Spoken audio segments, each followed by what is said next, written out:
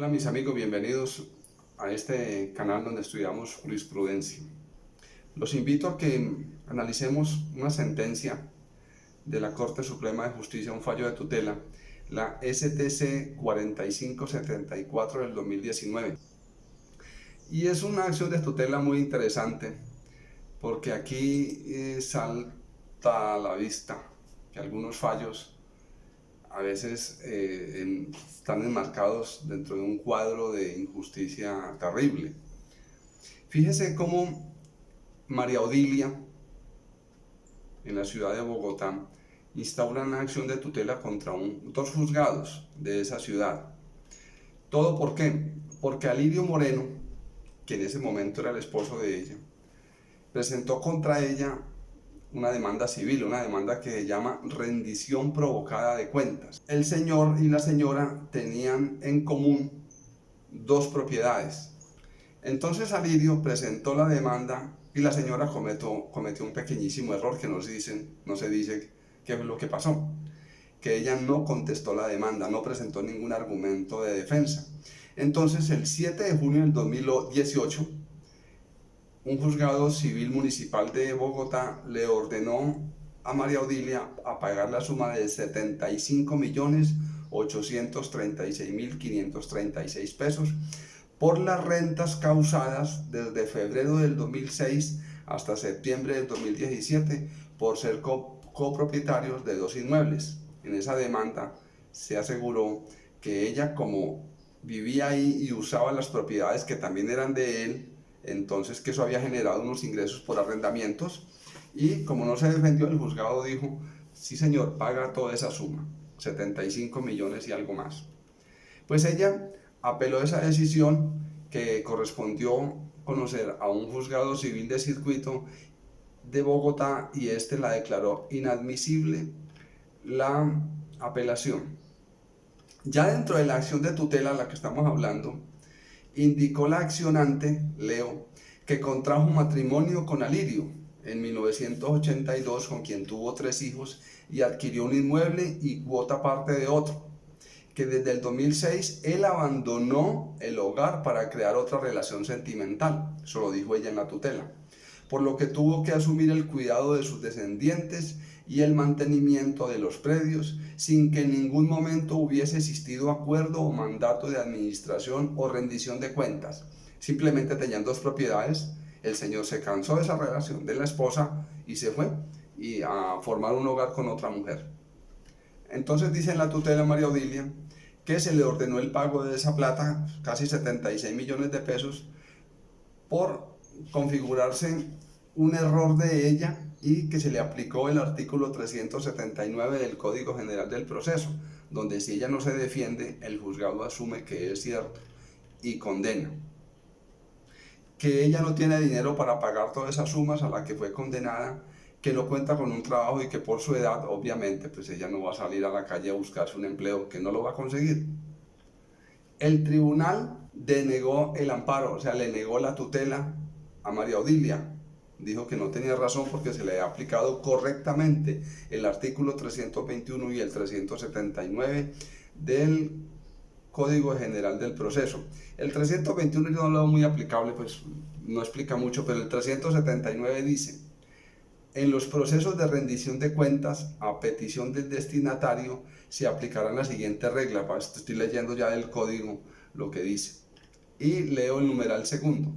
Si dentro del término del traslado de la demanda, el demandado, en este caso María Odilia, no se opone a rendir las cuentas, ni objeta la estimación hecha por el demandante, ni propone excepciones previas, se prescindirá de la audiencia y se dictará auto de acuerdo con dicha estimación, el cual presta mérito ejecutivo.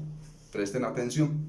Ella no contestó la demanda, no presentó mecanismo de defensa, no excepcionó, no objetó nada de las cuentas. Entonces dice la norma que ni siquiera hay audiencia. Después de eso se dicta un auto, y ese auto donde se ordena que se dé un dinero.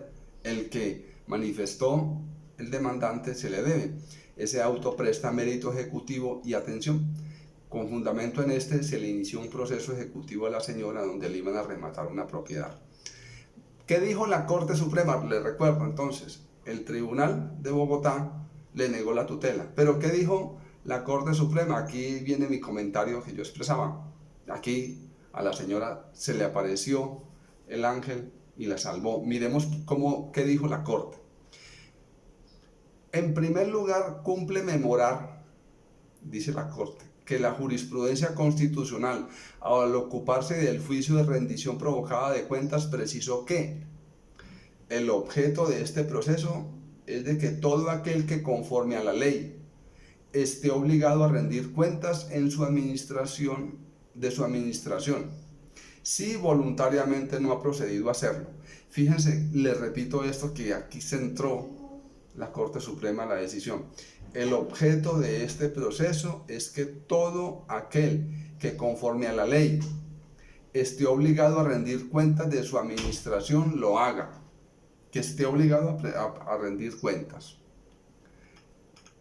Entonces dice, y esa obligación de rendir cuentas se deriva por regla general de otra obligación, la de gestionar actividades o negocios por otro. Entonces dice la Corte aquí, de hecho, un comunero, si es designado administrador de la comunidad en la forma como lo disponen los artículos 484 y 486 del Código de Procedimiento Civil, está leyendo una sentencia antigua, anterior al Código General del Proceso, seguramente estará obligada a rendir cuentas de su gestión espontáneamente o a petición de los comuneros. Es presupuesto de la acción de forzosa verificación del funcionario judicial la existencia de un convenio o mandato legal que imponga al convocado la obligación de rendir las cuentas pedidas derivadas de la administración que se le confirió. Es decir, está diciendo la Corte Suprema que tiene que estar escrito en la ley o en un acuerdo entre ellos la obligación de rendir cuentas, y por ningún lado existía esta. Así las cosas, leo de la sentencia, como regla de principio, la comunidad es, en este caso es que ella y él tienen unas propiedades en común. La comunidad por sí sola no genera el deber de rendir cuentas para uno de sus integrantes por el hecho de usar la cosa, dice la Corte, por el hecho de que ella viva ahí, o la rente, la usufructe, lo que sea, por el solo hecho de ser comunero y cumplir esas funciones, no está obligada a rendir cuentas. En la medida en que el presupuesto indispensable para que surja esa obligación es el pacto de los comuneros respecto de la administración del bien. La doctrina sobre este tema igualmente ha dicho, el único legitimado para reclamar las cuentas y, por tanto, asumir la calidad de demandante es la persona que efectuó el encargo. El señor se fue, dejó a la esposa, él no hizo ningún encargo de administrar. Lo anterior cobra mayor relevancia si se tiene en cuenta que el artículo primero de la ley 28 de 1932, una ley que los que trabajamos en familia tenemos muy en cuenta, durante el matrimonio, ellos eran casados, recuerden, cada uno de los cónyuges tiene la libre administración y disposición tanto de los bienes que le pertenezcan al momento de contraerse el matrimonio o que hubieran aportado a él, como de los demás que por cualquier causa hubieran adquirido o adquieran. Dice la Corte, no obstante, tal regulación no mereció ningún análisis por el juzgado municipal acusado. Ahí ya está pellizcando al juzgado. Pues sin efectuar estudio alguno, dispuso la rendición de cuentas sobre periodos en los que se encontraba vigente la sociedad conyugal, por lo cual de suyo imponía indagar sobre las circunstancias en las cuales la convocada se conminó a rendir cuentas a su entonces consorte, a pesar de que éste abandonó el hogar, integrado además por sus descendientes, para la época del rompimiento sentimental. Es decir, que el juzgado tenía que profundizar, investigar, averiguar al interior del proceso bajo qué condiciones la señora supuestamente se obligó a rendir cuentas. E insiste aquí la Corte Suprema en la Ley 28 de 1932, donde dice, se considerará que los cónyuges han tenido esta sociedad desde la celebración del matrimonio. Significa lo anterior, entonces, que mientras no se hubiese disuelto la sociedad conyugal por uno cualquiera de los modos establecidos en el señalado artículo 1820 del Código Civil, Los cónyuges se tendrán como separados de bienes y por lo mismo gozarán de capacidad dispositiva con total independencia frente al otro. Dice la Corte, se observa una flagrante violación de los derechos fundamentales de aquella, producto de un defecto sustantivo, en tanto que ordenó a la demandada a rendir cuentas al demandante, solo porque ostentan la propiedad de los inmuebles.